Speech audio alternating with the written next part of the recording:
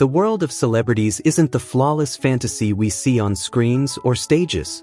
Behind the glittering lights lies a shadowed reality, one most people never dare to look at. Fame can hide a lot, and sometimes, it hides a darkness deeper than anyone imagines. For many stars, street gangs weren't just crime and chaos. They were an escape. A way out of poverty, discrimination, and a world that never played fair. But that escape came with a price. In that world, survival was a daily battlefield where power, danger, and death were always one wrong step away.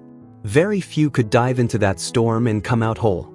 And among the black legends we admire today, 11 of them were once tied to violent corners of life you never knew existed. Now it's time to lift the veil. To reveal the truth about the black celebrities whose pasts were shaped by the streets. Trust me, what you're about to hear will forever change the way you see them. Sammy Davis Jr., the brilliant star who danced in the spotlight while walking through the shadows of the Las Vegas Mafia. Sammy Davis Jr. wasn't just a performer, he was a phenomenon. A singer, dancer, actor, comedian, and one of the brightest lights of the 1950s and 1960s. As a core member of the legendary Rat Pack with Frank Sinatra and Dean Martin, Sammy didn't just entertain America, he challenged it. He shattered racial barriers with raw talent, irresistible charm, and a stage presence that could silence a room. But behind the applause, there was another story, one wrapped in danger, secrecy, and survival.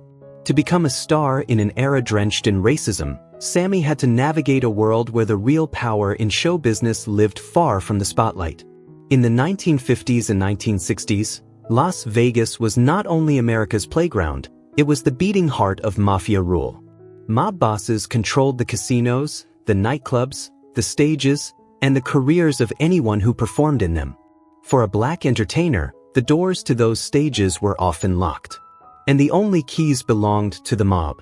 Sammy's alliances with these crime syndicates gave him what the industry refused to offer: protection from racist threats, access to elite venues, and lucrative contracts that could elevate a career overnight. But every deal came with a cost. Each night Sammy lit up a Vegas casino, the mob used his shows to wash their dirty money, smuggling, gambling rings, extortion schemes hiding behind bright lights and roaring crowds. To the audience, Sammy was magic. To the mafia, he was leverage. And he couldn't walk away. The deeper his success grew, the more tangled he became in a web of favors, expectations, and silent threats. The FBI watched him for years, tracking every move, every performance, every whisper of mob activity. Public criticism followed him relentlessly. Some fans saw his mafia ties as betrayal, others understood he had no choice if he wanted to survive Hollywood's brutal racial climate.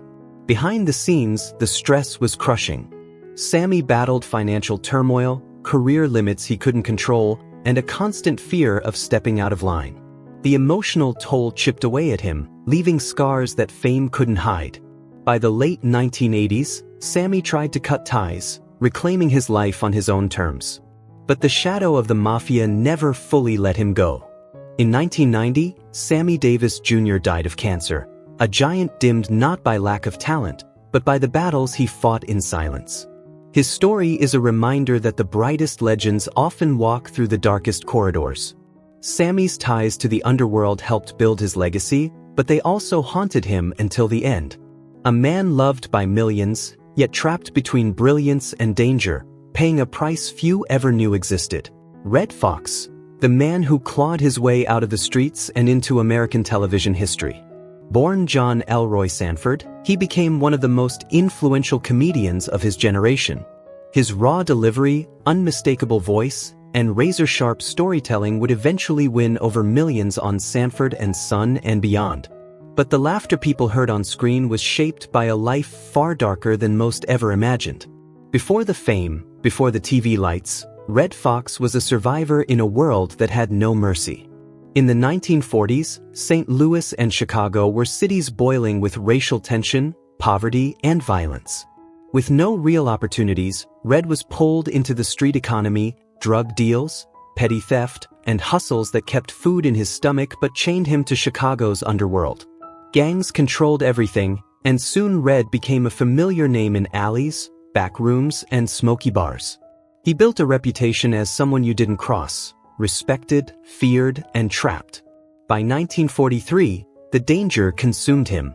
He was attacked more than once, chased by both rival gangs and the police, and arrested on charges ranging from possession to assault.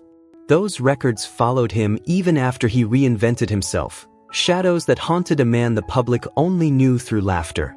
But here's the part most people never hear. It was those criminal connections that opened the door to Chicago's toughest comedy clubs. Places where only the boldest performers could survive.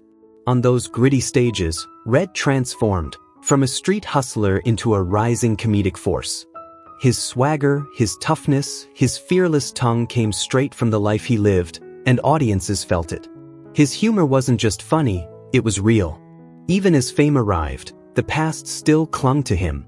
Money slipped through his fingers, tax debts piled up, and the chaos of his early years left scars he carried until the end. Red Fox died in 1991 from a heart attack, leaving behind a legendary career and a legacy that shaped generations of black entertainers. His story isn't just about comedy, it's about survival, reinvention, and a man who walked out of the darkness and turned his pain into laughter the world will never forget. Cab Calloway. The man whose spotlight never fully drowned out the shadows behind him. Cab didn't just perform in the 1930s, he ignited the jazz world. With that electric voice, that wild, hypnotic energy, and hits like Minnie the Moocher, he became the heartbeat of an era. Audiences adored him. Critics crowned him a trailblazer. And in a country carved by segregation, Cab Calloway dared to become a bold, unapologetic black superstar. But while the world saw glitter and applause, few realized the truth.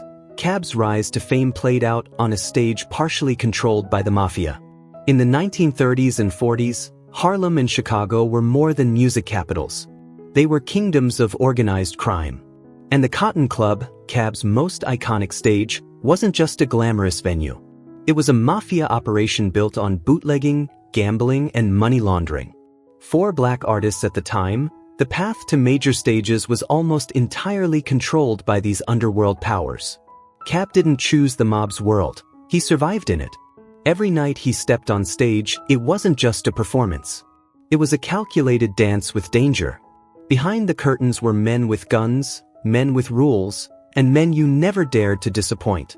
The mob offered protection from racist groups who terrorized black performers, but that protection came at a price. Cab's fame made him valuable, yet it also made him vulnerable. At times he felt the pressure, subtle threats, lost opportunities, the constant reminder that one wrong move could cost him everything. His career soared, but always under a cloud of whispers and rumors about the company he kept. Still, Cab never let the darkness dim his shine. He laughed, he performed, he shattered musical boundaries, and he carried himself with effortless cool. As the 1950s rolled in and mob influence weakened, he slowly stepped away from the underworld's grip. He returned fully to what he loved, music, acting, and storytelling, leaving behind unforgettable cultural moments, including his legendary appearance in the Blues Brothers. Cab Calloway died in 1994, but the legend and the mystery lives on. His story is not just jazz history. It is the story of a brilliant artist walking a tightrope between fame and danger, melody and menace, applause and the shadows only insiders ever truly saw. Ray Charles was a music legend, but he also lived in the long, dangerous shadow of the entertainment underworld.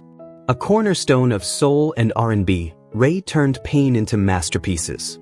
Blind since childhood, raised in poverty, he still rose to become one of America's greatest voices, a genius songwriter and producer whose work earned him countless Grammys and a permanent place in music history. But behind the applause and the spotlight was a man fighting storms no audience ever saw. At the height of his fame in the 1950s and 60s, Ray spiraled into a brutal heroin addiction that entangled him with law enforcement, street suppliers, and the dark networks that fed showbiz from the shadows. The clubs of Los Angeles and New York weren't just glamorous stages, they were playgrounds for criminals, dealers, and hustlers who made drugs feel like part of the lifestyle. Stress, racism, loneliness, and emotional trauma only pushed him deeper. Arrested repeatedly in 1958, 1961, In 1965, Ray Charles looked like a brilliant star swallowed by his own darkness. Fans were shocked.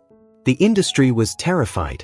And Ray's world, held together by shaky alliances with under-the-table drug networks, seemed ready to collapse. Then came the turning point. In late 1965, Ray checked himself into rehab and began the fight of his life. Heroin withdrawal was hell, but quitting wasn't just about kicking a habit. It was about breaking free from the underworld that had kept him chained for years. Through agony, discipline, and a will stronger than fate, Ray Charles clawed his way back. When he returned, he didn't just reclaim his legacy, he elevated it. Ray became one of the greatest soul artists of all time, a symbol of resilience who refused to let addiction write the final chapter. By the time he died in 2004, Ray Charles had left the criminal ties and drug battles behind. Yet those dark years lingered like scars, whispers that occasionally shook his polished public image.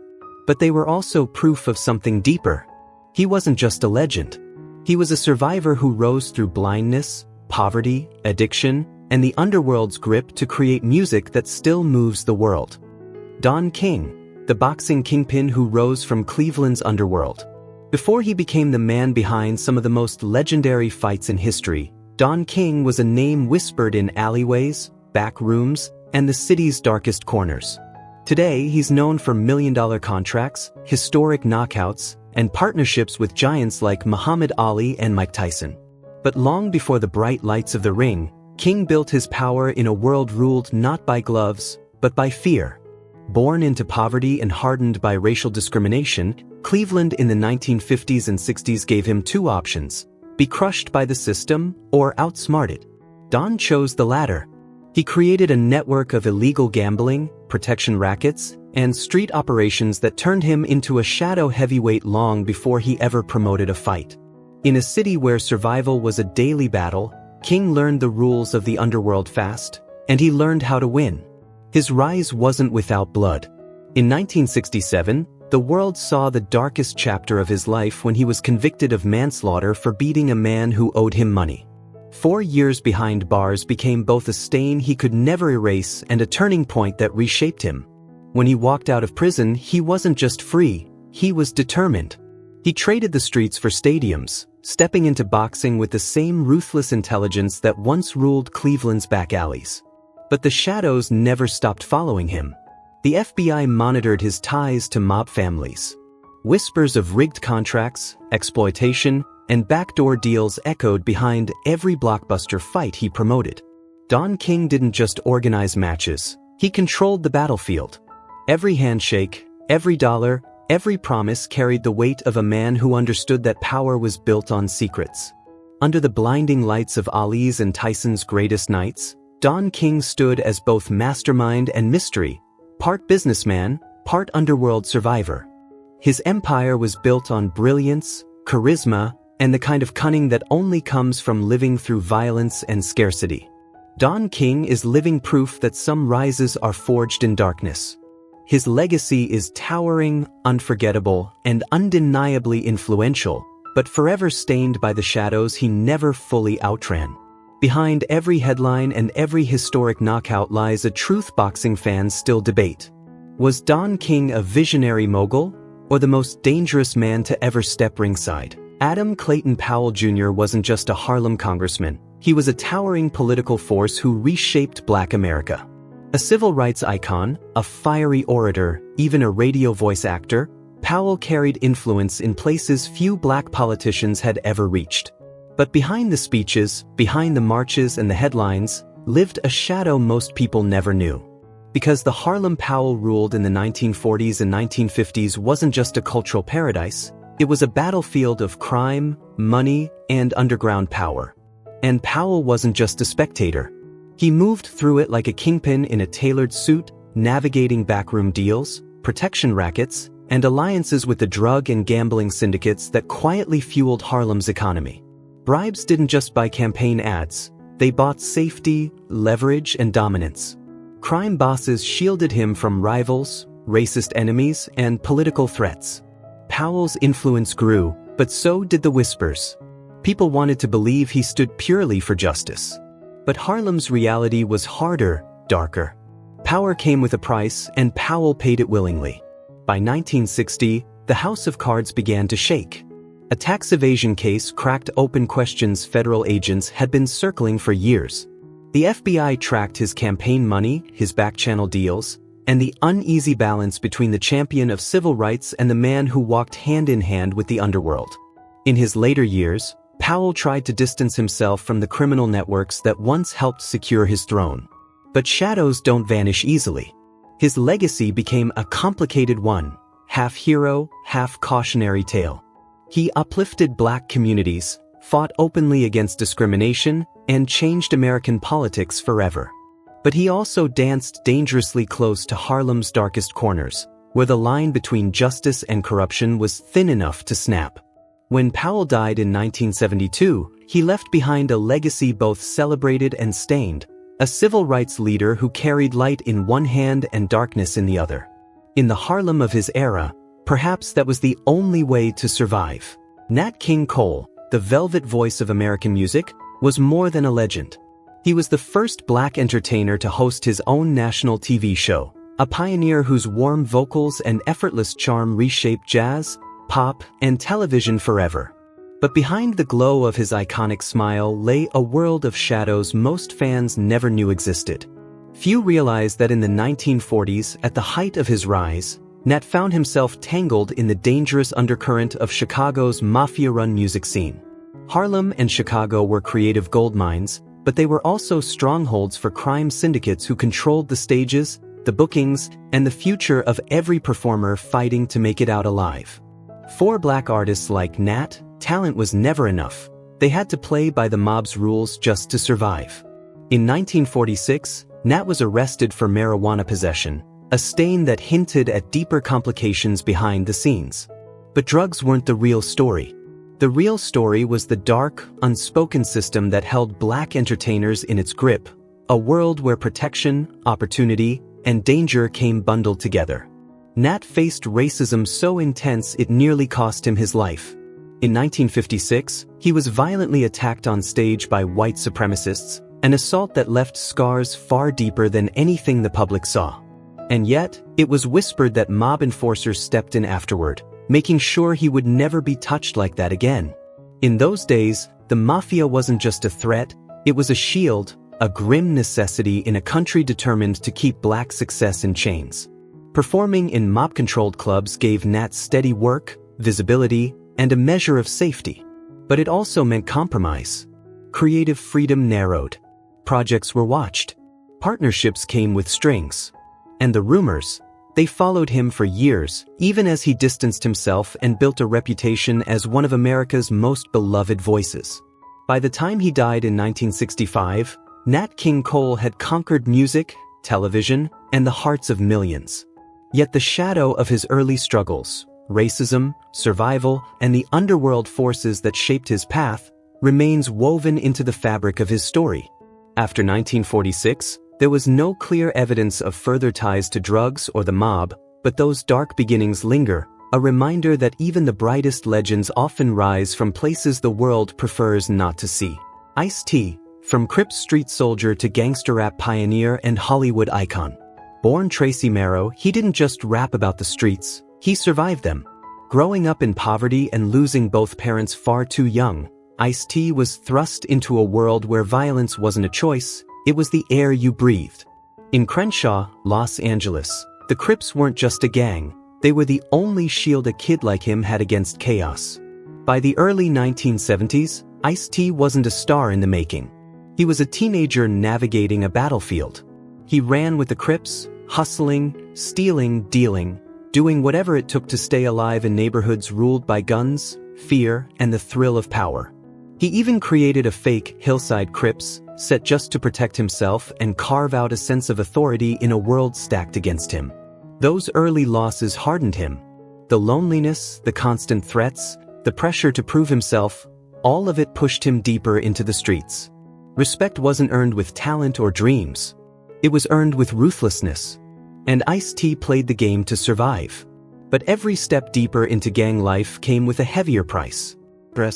Run-ins with rivals like the Bloods. Nights wondering if he'd see the next sunrise. For most kids, gang life was a dead end. For Ice-T, it nearly became his whole story. Then came a turning point. By the late 1970s, Ice-T walked away from the underworld and joined the army. That escape gave him clarity and a second chance. He began shaping the chaos of his past into music. Unfiltered. His lyrics became the voice of the streets, pioneering gangsta rap and telling stories that America preferred to ignore. And from that honesty, a legend was born.